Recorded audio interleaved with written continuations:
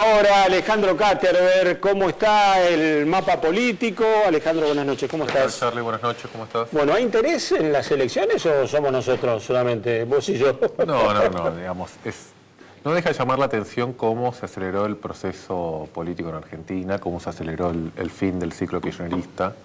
Estamos a 1 año y medio de las elecciones. Pero eso se va multiplicando, se va acelerando más. Pero uno lo ve incluso en que la política está muy presente de lo que ustedes hablaban, en los medios y en programas no tradicionales de política. Uno a la tarde hoy hay varios canales donde ve política.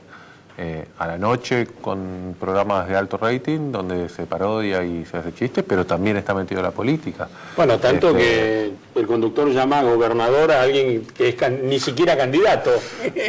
Pero digamos, la política está metida en la televisión, la política está en el interés de la sociedad, está muy instalado quiénes son los candidatos presidenciales, hay 3 muy instalados, Scioli, Massa y Macri, hay un cuarto espacio que es UNEN, que ha hecho un lanzamiento y está trabajando con los sin candidato que tiene, todavía. sin un candidato de la fortaleza y la instalación de los otros 3. Pero digamos, primer dato, lo que dijimos varias veces, hace ya 10 meses atrás se discutía la posibilidad de que si al gobierno le iba bien, iba a reformar la Constitución, iban a ir por 10 años más, yo qué sé, y hace pocas semanas la presidenta ya habló de su herencia y de lo que le va a dejar. Ojalá pueda ser un país mejor, dijo el que venga. Así que me parece que estamos en una transición en donde tiene algunas características. Me hace por ahí acordar un poco al fin del menemismo, en cuanto a que hay muchas dificultades económicas.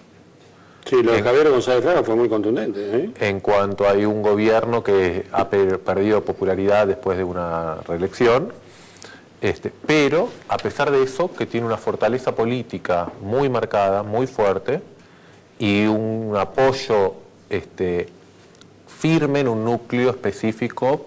Pero ¿eso qué significa? ¿20, 25% sí, sin duda, de sufragios?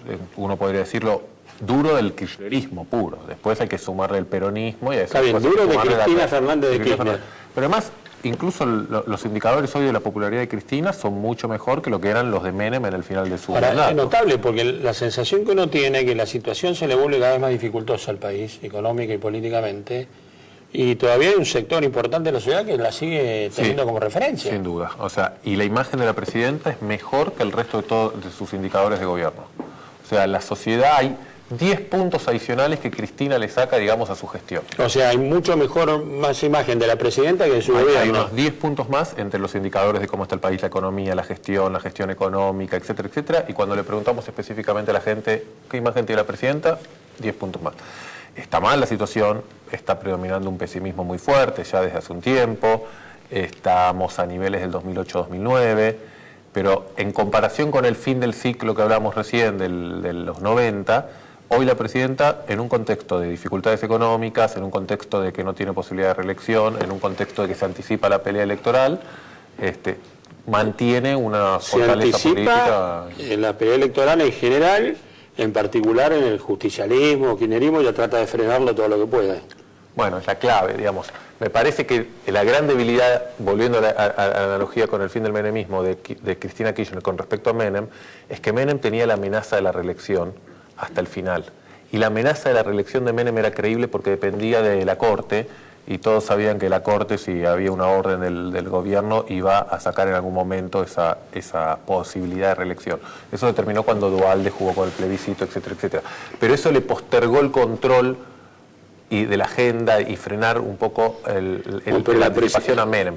La presidenta lo que no quiere es perder poder. Y bueno, pero ineludiblemente se va a ir perdiendo, ineludiblemente más la dificultad económica lo va a hacer, ineludiblemente la atención va a empezar a girar lo que está pasando, en que se discuta de Massa, se discute de Macri, se discute de Scioli y se discute de UNEN.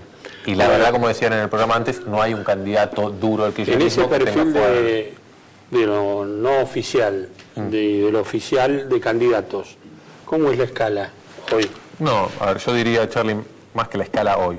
Yo identificaría los espacios y las debilidades y fortalezas. Yo creo, sin duda, que el peronismo y el gobierno va a terminar con el único candidato fuerte y con popularidad y con llegada y establecido, que es Scioli. Habrá más acuerdos, más... Termina ahí, en esa figura. Después vemos en el medio cómo se acuerda, no se acuerda. Ese es el único candidato posible que tiene no solo el kirchnerismo, sino que tiene el PJ, digamos, oficial, digamos, el peronismo como partido, como estructura. Ahí yo creo que la clave va a estar en que va a estar lo que conserve el gobierno hasta el momento de la elección, va a depender sobre todo de cómo llega la economía, obviamente. A lo que conserva el gobierno se le va a sumar la estructura del peronismo nacional y a eso se le va a sumar el carisma o la impronta que le agrega Scioli a eso. Entonces yo creo que ese espacio... ¿Y Cristina va a ayudar en eso? Bueno, ese es uno de los interrogantes que queda. El interrogante que queda es si Cristina va a ayudar y colaborar y aceptar que Scioli y el peronismo tienen el control de la candidatura y de esa campaña, o si van a pensar o intentar otro controlarlo. espacio, ¿cuál sería? Pero ese espacio yo creo que, sin duda, si la economía más o menos se mantiene en las dificultades que tenemos hoy, mejora un poquito, empeora un poquito, pero no vamos a un colapso económico, ese espacio alrededor de 30 puntos y un lugar en el balotaje lo tiene seguro para mí. ¿Después? Después está Sergio Massa, que viene con el shock y con el envión carismático de haberle ganado el año pasado. La diferencia, me parece, de la elección del año pasado que ganó Massa con la que se viene, es que la elección que viene, Charlie, es una elección positiva. La gente va a elegir un nuevo liderazgo. Correcto. El año pasado a Massa lo votaron para frenar al gobierno. ¿Massa no le hace daño estar de campaña durante tanto tiempo? No, es lo que tiene que hacer. Massa tiene el enorme desafío de mantenerse... Bueno, pero me decían, ¿no? Que bueno, había crecido, después bajado un poquito. Massa viene de estar en un pico muy alto, después de haber ganado, con indicadores muy fuertes, empezó a caer, pero digamos, está moderándose. ¿Y qué porcentaje debes ahí de votos? Y ahí yo creo que ahí es donde va a discutirse y va a estar jugando todo el resto de la oposición. Hoy Massa está no solo en el balotaje, sino que Massa hoy está un par de puntos arriba del propio gobernador Scioli. Hay que ver cómo sigue la dinámica. El tercer candidato firme que está es Mauricio Macri, que se ha expandido en el país. Yo creo, mi impresión es que ahí está el gran desafío, quién va a ser, si Massa o Macri, porque además compiten en muchos votos. ¿Vos decís que en esos tres está la posibilidad del balotaje en el 2015? Yo tiendo a pensar que sí. Yo veo las dificultades de UNEN. UNEN tiene un potencial muy grande, pero tiene muchas restricciones por complementar. Primero que a medida que vayan conformando el espacio, se va a ir acortando el tiempo y se van a ir instalando las candidaturas y eso va a empezar a generar las disputas. Después está la capacidad que tengan de colisionar a nivel nacional, pero después en cada provincia hay problemas. Y después creo que además el problema de UNEN es la instalación del tema de campaña. Todavía no lo tienen. Bueno, sí lo tienen, y cuando uno los escucha a los distintos miembros de UNEN es sobre todo la transparencia y la corrupción. Entonces, me parece que la agenda de campaña va a estar principalmente por características personales de qué es lo que la gente quiere para el próximo presidente. Juventud contra experiencia, liderazgo, diálogo, confrontación, etcétera, etcétera.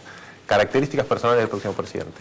Después el tema económico, después el tema inseguridad, y me parece que en cuarto lugar va a estar el tema corrupción, transparencia. Y UNEN, el caballito de batalla es honestidad y transparencia. Y además, algo que puede darse. Si el tema de UNEN es transparencia, lucha contra la corrupción, y ese es el eje principal que ellos van a optar para captar votos, la candidata más fuerte ahí es Carrió. Bueno, me acaba de decir hoy que voy a ser candidata a presidente. Y puede pasar como pasó en las PASO de la Ciudad de Buenos Aires, donde Carrió competía contra otras dos candidaturas que dividieron los votos. En una interna entre Carrió, Cobos y Wiener, no me sorprendería que Carrió se termine imponiendo. Muchas gracias, Alejandro. Gracias por la primicia. Terminamos acá esta edición de 14 días. Nos reencontraremos el domingo a las 9 de la noche. No se olvide, a las 9 de la noche. Si Dios quiere, que pase una buena semana. Lo voy a estar esperando. Chao.